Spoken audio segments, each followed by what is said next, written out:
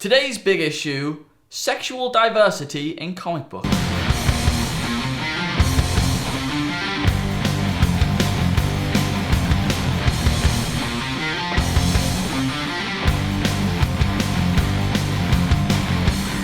Received a few comments on our videos over the last weeks and months. Well, we got one, but then also we did a sexism in comics video. Oh, that's very true. Yeah, there's some debate in there, and the topic really is sexual diversity in comics. I think probably famously, comics haven't been as diverse as other mediums, or perhaps they have. Perhaps you might disagree with that.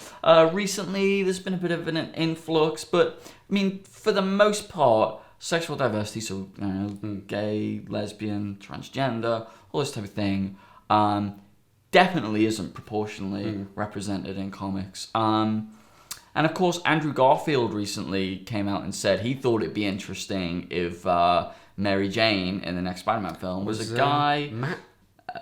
John, what? Yeah, Mary John? No. Mark Jane? Mark Jane. Mark Wayne. Who's Mark Wayne? Mark Twain. That's what I meant. What? And it'd be interesting if Pete Parker was sort of exploring his sexual identity and that kind of thing. I mean, that's quite drastic, like changing a character that well established and putting a spin on it that drastic. So I don't know where to start with this. Maybe we should start with Andrew Garfield and... Let's start with Andrew Garfield. What do you think of that? Would you be okay with Mark Jane? I'd be just fine and dandy by that. It's I suppose I expect a certain level from the film universe where I'm just like, okay, that's fine. A big thing of it comes from my own personal opinions on homosexuality, which I'm fine and dandy with, whatever. So it's a case of, if you want to change it, all right, could be interesting. However, I can see on the kind of studio side why they'd never do that, because they'd lose so much money in ticket sales. Would there be media buzz around that? Like, I think people would be talking about it, it'd be on the news, it'd be crazy media buzz everywhere.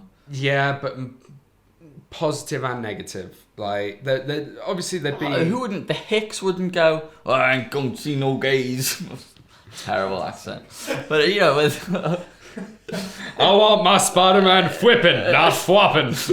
What? Doesn't even make sense. I don't know. They wouldn't go see it. The... what's that crazy family called? They wouldn't go see it. Westboro Baptist Church. Yeah, pick it. God, that'd be annoying. That just wouldn't be worth going to see the film. How many, really strongly religious people are, do the Spider-Man tickle the Spider-Man tickets make up anyway? Probably not a huge amount. That's a very good point. I still don't think a studio would do it, just on the kind of... But then again, yeah, you're right. There is the kind of press side of things. I'd be just fine with it. I think it'd actually be quite interesting to see and give the new Spider-Man reboot its own kind of... Yeah, its own universe, like the Ultimate Universe and the Null Universe and the film universe. Yeah. I mean, because even if, we'll go into this in a minute, but there are splashes of sexual diversity in the comics, but nothing in comic book films, I don't think. No. That was my thinking noise, just like... And probably not soon to be either. No, I doubt it. So, Yeah, I mean, I suppose there is just a kind of broader audience that aren't as comfortable. I think you'd be surprised with the amount of people who, are fine with homosexuality but still feel uncomfortable watching something like that on the big screen. I'm trying to think. Well, Brokeback Mountain, that was a box office success, wasn't it? I don't know if it was a box office success. I know it was a success eventually, but I don't know about that. But Brokeback Mountain, you're going to see that because it's a film about gay cowboys. You're not going to see X-Men because because it contains great actors and directed by Ang Lee and all that, and it won Oscars. It did, but it won the Oscars after it came out. Don't be like that.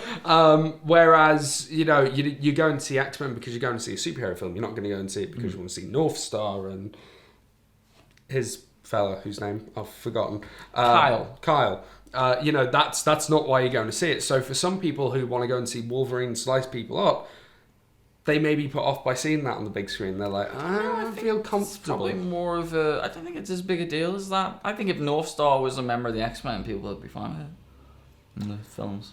I think, yeah, most If people are okay would. with it in the comic books, then most of them people go. The comic book audience is a lot smaller as well than the film audience. Like, how many issues of X-Men actually sold that issue 50? Because all the comic shops we went into ordered hundreds of thousands of copies of that, thinking that it was going to be the big rare comic. I got the first game marriage. That was an ordering issue, but that was an ordering issue. all right. So I don't know. We're not. It's sort of a weird subject. I think it'd be cool if the Spider-Man universe did that, and definitely we could stand to have more in the film. So let's sort of shift to comics. Yeah. Now, how many characters that are not straight, DC or Marvel, can you name? So, I mean, recently, obviously, you've had North Star, Alan Scott. Well, North Star's 20 years old. Okay. Has he been...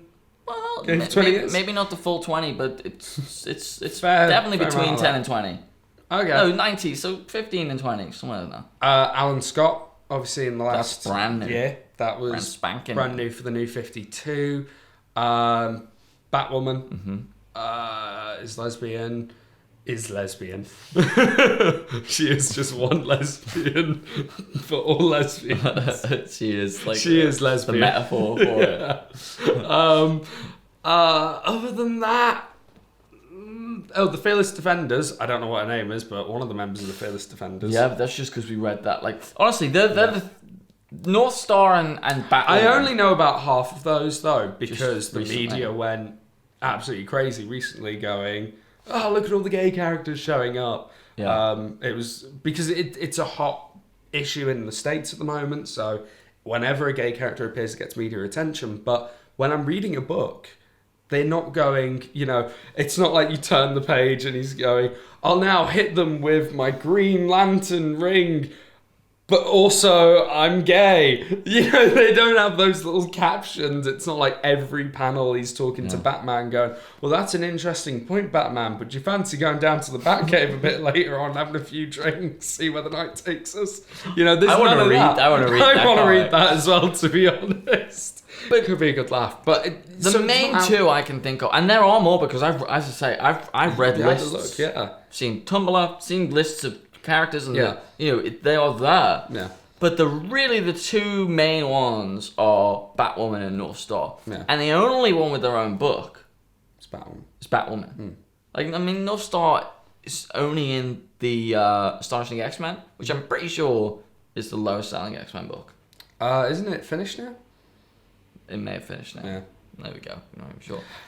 Yeah, I mean, again though, like, even if Spider-Man was gay, I wouldn't mind, like, in the comic books, I wouldn't mind. If anything, might make me buy it if they had that kind of interesting character take. Yeah, on Spider-Man. imagine Doc Ock was like, because we never know, well, there was that Aunt May thing, but like, imagine Doc Ock was actually homosexual, so when he got into Peter Parker's body, he was like, wow. Oh my god, I'm sorry for anyone we've offended this episode. As if he's just like, let's get down to Soho in New York. Soho in New York. There's a Soho in New York. It's the same as it in London. Really? Yeah. Well, there you go. Yeah. So, okay, question. Question. Do you feel like there should be an effort to make more kind of better known characters explore their sexuality and have those kind of storylines be sort of prevalent and more readily available?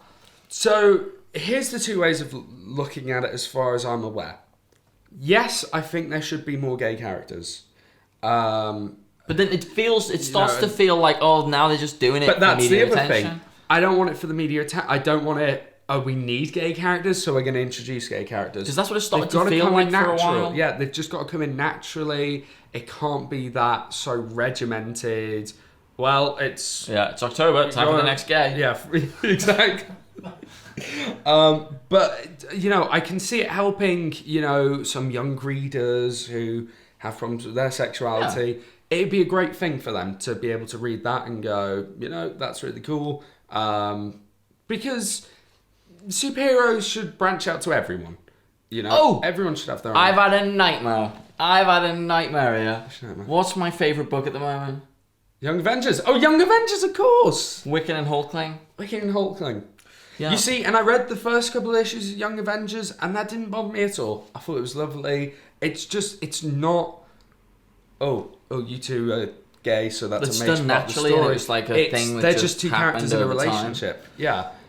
And that's great. And so that book, and loads of people, including me, especially in the first one, were reading it because their relationship is really sweet and it's grown, and they became the sort of central characters in that story. And so now people sort of followed them along there. And Batwoman is another great example. It's just a wonderful, when you read in that. In fact, that was the best part of her book, her relationship with the police officer woman. I don't remember her name, but that was just really nice sort of, relationship and how that evolved and how it was no different kind of from any other relationship. But the Green Lantern stuff, I agree, sort of just felt tacked on. It felt like, Marvel have got this big thing with North Star. We've got to get that part of the market. And when it feels like that, it just comes off as cheap. Yeah. It comes off as forced and just doesn't feel natural. So I think we can both agree that, they need to. Yes, there should be more in there, but you can't force it. You can't. It's got to just be, you're writing a book and you go, this character could be gay. This character could be gay. It could be written into the story. It's not. But yeah, it can just not be the main focus of the book. You can't have gay man jumping rooftop to rooftop. You know what I mean? Gay man would be amazing. I want and horrendously offensive. All right, okay. I mean, yeah, cool. I mean, there are plenty of other ways that comics could be more diverse and stuff, and I've seen lists, but as I say, none of them are kind of frontal, none of them are in your face, whatever. Cool. So that's a conversation about a number of different things, as these big issues usually turn out to be. Obviously, it's a big issue. People will have opinions on this, so let us know what they are in the comments below. We're going to get in there, we're going to talk with you, we're going to have some debates, have some discussion. It'll be a grand old time. Indeed, and that does us for this week, so we will see you next week. I want my Spider-Man whipping, not swapping. What? Doesn't even make sense.